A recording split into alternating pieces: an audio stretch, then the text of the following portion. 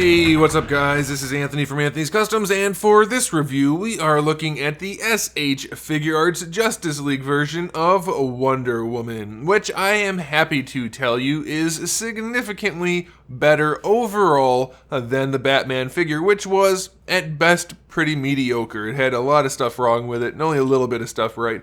This figure mostly gets most things right, so I'm pretty pleased to tell you that. There are a few things we need to talk about though, so let's go ahead and get it off the stand and take a closer look. This figure stands just over 6 inches tall, which makes it just about 15.5 centimeters, pretty close to that. And I have to say, at first glance, it's pretty aesthetically pleasing. I know a lot of people were concerned with the face on this figure, myself included, when they first showed it. And I have to say, I don't know how well it's going to come across on camera, but in person, it looks a lot better than it did in a lot of the photos, even in the official promo shots and the soliciting images and that kind of thing. The eyebrows are not perfect. They're definitely a little bit light. Is the face perfect? Not really, but at most angles, it definitely looks like her. I don't know. It looks a lot better than I thought it was going to, and maybe that's why I'm not so upset by it, because I had really, really low expectations, but honestly, I don't have that much of a problem with it. I think it's pretty darn good. And then the rest of the figure it's pretty much the way it's supposed to look. I mean, we've seen some other Wonder Woman figures, and they didn't really capture the right feel, the right body shape, all that kind of stuff. This one, it seems to do it pretty well. I mean, it looks to me like Gal Gadot for the most part, so I guess that's okay. As far as the coloring goes, it's not quite as saturated as some people would like, I guess, but I think it's pretty accurate. I mean, it's good. The paint job's clean. You get a little bit of a wash going on in there to kind of bring out those lowlights and highlights, and really clean paintwork in there for that W area. A little bit of silver going on up here, silver in the arm piece. I don't know. I think it looks really, really good. I am pleasantly surprised. It's significantly better by any measurement. It's significantly better than the Mafex one that I reviewed last year. I know it's not a direct comparison because that wasn't Justice League version, but still, this is way better than that. Before we go on any farther, let's go ahead and talk accessories. We have 2 interchangeable faces, one neutral face, and then one where she's angry. And I think the angry face, they did a really good job capturing her expression, so that's pretty cool.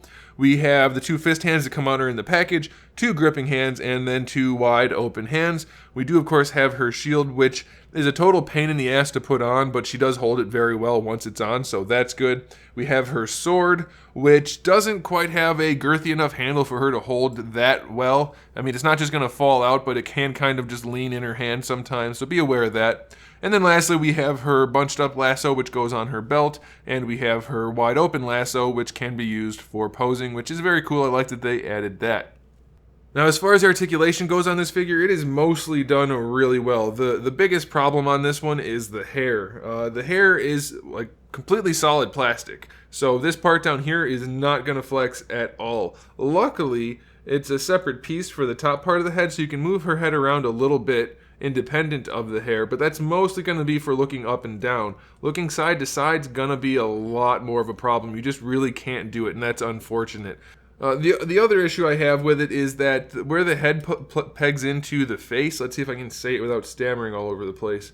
Where the face pegs into the head, goodness gracious, there's kind of a gap here, and it's painted in so it doesn't look too bad, but it definitely could look better. It's not hugely noticeable, but it definitely could be better. It's a nice sculpt for the hair, and other than limiting the pose and that little gap there, it's not a big deal, but it is something to mention. The neck, I believe, is supposed to be on a ball peg, but it doesn't really want to move. Let me go ahead and just pop this off. There you go. So you can see the head itself is on a double ball peg, and the neck is on a ball peg. It just doesn't really want to move too much. So yeah, it's technically good engineering, but it's still not going to work very well due to the sculpt. For the shoulders, this is a really, really nice joint. We have the butterfly joint in there. This is very similar to the Variable Action Heroes one-piece figures, which are a lot bigger, so they have a lot more of this kind of design. But it's a really, really solid joint. So you have the butterfly joint, and then you can still raise the arm up perfectly. It gets a little bit kibbly in there, but not too bad at all, and you get really good range and no huge gapping or anything, so I am very, very pleased with that. And of course the arm is still on a ball peg in that butterfly joint, so it's really, really well executed.